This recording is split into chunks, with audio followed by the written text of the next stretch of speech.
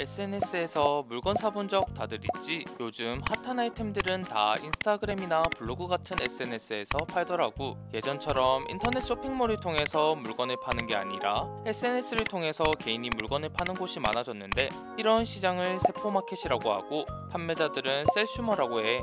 세포마켓은 경제적 가치가 있는 생산 또는 유통을 개별적으로 수행하는 개인 마켓을 의미하고, 셀슈머는 셀러와 컨슈머를 합친 말이야. 즉 소비자이면서 동시에 판매자인 거지. 이 말은 서울대학교 소비트렌드 분석센터가 발간한 트렌드 코리아 2019에서 처음 나왔는데, 이제 누구나 온라인에서 물건과 서비스를 판매하는 이른 마켓 시대가 되면서 셀슈머의 등장이 촉진되고 있다고 해. 그럼 셀슈머의 세포마켓은 어떻게 운영되는 걸까?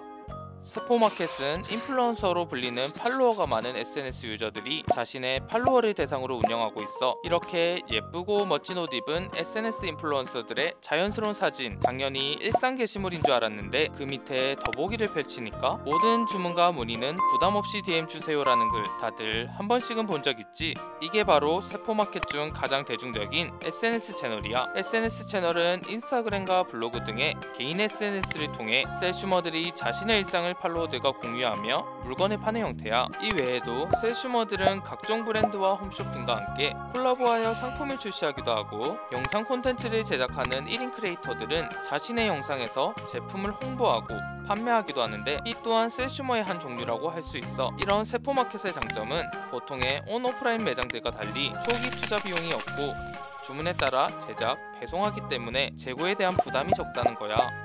그래서 누구나 쉽게 마켓을 열 수 있어. 그리고 SNS에서 판매하기 때문에 그 자체가 바로 홍보 마케팅인 거지. 예쁜 옷을 파는 게시글에 사람들이 댓글 달고 친구들 태그하면 그게 바로 제품 홍보 아니겠어? 이런 1인 SNS 마켓의 장점 때문에 SNS 내에 세포마켓은 점점 늘어나는 추세야. 2016년 공정거래위원회의 조사에 따르면 포털블로그와 카페 약 5천만 개 중 9만여 개에서 전자상거래가 이루어지고 있다고 해. 여기에 페이스북과 인스타그램과 같이 집계되지 않은 SNS까지 포함하면 10만 개 이상의 계정에서 전자상거래가 이루어질 것으로 추측하고 있어. 어마어마하지? 이렇게 빠르게 늘어나고 있는 SNS 마켓은 장점만 있는 게 아니야. 대부분의 SNS 마켓 사업자들은 통신 판매 중개업자로 등록되어 있지 않아 전자상거래법이나 소비자보호법의 적용을 받지 않아 규제가 어려워. 이게 무슨 말이냐고?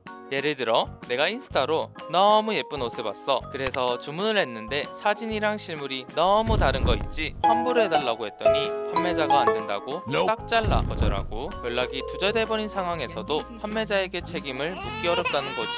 현재로서 피해를 당하지 않기 위해서는 물건을 구매하기 전 판매자의 정보를 정확하게 확인하고 구매자가 사전에 조심하는 방법밖에는 없어. 주로 SNS 메시지만으로 판매자와 소통해서 물건을 구입하는 SNS 마켓의 특성상 이런 피해 사례는 점점 늘고 있어. 전자상거래센터에 따르면 2019년 상반기 서울에서만 접수된 SNS 쇼핑 관련 피해 상담이 무려 498건으로 지난해보다 18%나 상승했다고 해. 관련 피해는 점점 늘고 있지만 셀슈머라는 모호한 존재와 다양한 이해관계가 얽혀있는 1인 SNS 마켓의 특징 때문에 관련 법 제정이 쉽지 않은 게 사실이야. 하지만 앞으로 점점 더 늘어날 세포마켓과 셀슈머를 위한 적절한 제도장치 마련을 위해 사회적 논의가 필요하지 않을까?